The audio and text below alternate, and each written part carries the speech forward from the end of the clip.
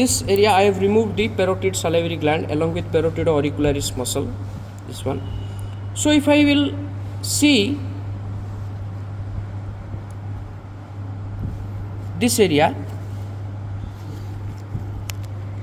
we'll see this area. You can see this is the dorsal buccal nerve. This is the this is one terminal out of the 3 terminal branches of the facial nerve. This one is you can see this is the dorsal buccal nerve. This is the masseter muscle. This is the massetery groove. This is the dorsal buccal nerve. This one is the ventral buccal nerve. You see, this is the ventral buccal nerve.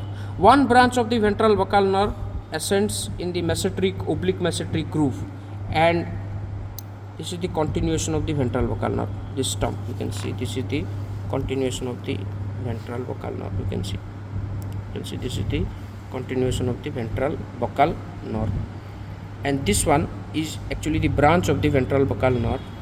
This is the dorsal buccal nerve. This is the ventral buccal nerve. One branch, and another branch continues in the ventral aspect of the oral cavity. This one, ventral buccal. This nerve, which we can see here, this is the zygomaticus muscle.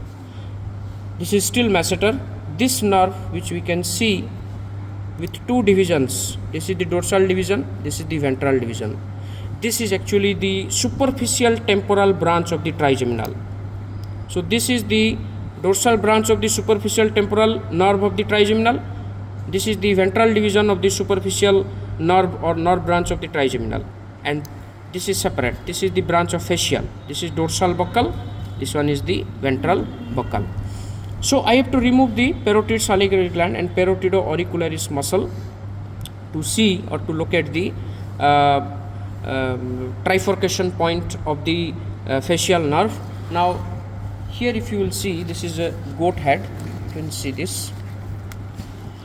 This is, you can see the auriculopalpebral nerve. This is another, in addition to dorsal buccal, ventral buccal nerve. This is the last one, that is auriculopalpebral nerve. You can see it is ascending here and moving towards the upper eyelid. This is the eye area. You can see this is the eye area. This is the upper eyelid area. So you see this is the auriculopalpebral. So this is the Wells location for the nerve block of the auriculopalpebral nerve. So 3 terminal branches of facial, auriculopalpebral, which ascends, you can see, up to the upper eyelid. Then this is the dorsal buccal. This is the ventral buccal. Here actually the auriculopalpebral nerve is cut. While removing the skin and the fascia, the auriculopalpebral nerve is cut. But in this specimen, you can see the auriculopalpebral nerve. This is the goat head. Then, but this one is completely separate. This is the superficial temporal nerve, which is a branch of trigeminal. This one is the dorsal division. This one is the ventral division. And you can see here, this is the ventral buccal nerve. One branch in the massetery groove. Then this is the continuation of the ventral buccal nerve. Now if I keep aside of the ventral buccal nerve, I can track, you can see this one. This is the branch of the external maxillary vein, which continues in the massetery groove as the facial vein. Then if I will keep it by the side, I can see, keep it by this side. This one is the duct. This is the Stensen's duct. You can see this is the Stensen's duct. This one is the vein, and if I keep it this side, the deeply located one, if I will take it out, this one is the artery.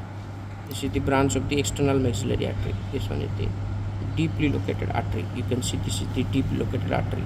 So in the massetery group, they are named as AVDN, artery vein duct nerve arrangement.